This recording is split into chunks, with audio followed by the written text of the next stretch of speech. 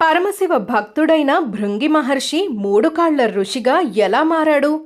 పార్వతీదేవి ఆయనపై ఆగ్రహించడానికి గల కారణమేంటి?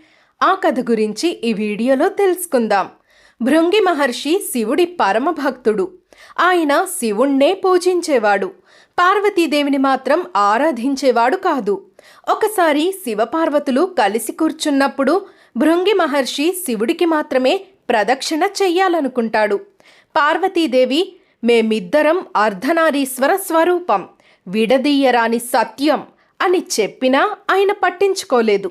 శివుడికి మాత్రమే ప్రదక్షిణ చేయదలిచి భృంగి మహర్షి ఒక పురుగు రూపం దాల్చి శివపార్వతుల మధ్యలో నుండి వెళ్తాడు.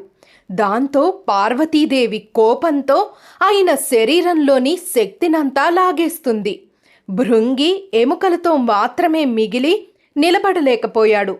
అప్పుడు శివుడు కరుణించి ఆయనకు మూడో కాలు ప్రసాదించాడు. అప్పటి నుండి ఆయన త్రిపాద భృంగి అనే పేరుతో ప్రసిద్ధి చెందాడు.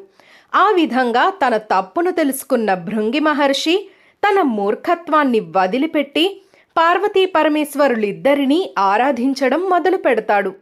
ఈ పురాణ కథ చెబుతున్న సత్యం ఏంటంటే, శివశక్తులు విడదీయరానివి మరియు భక్తిలో జ్ఞానం ఎంతో అవసరం.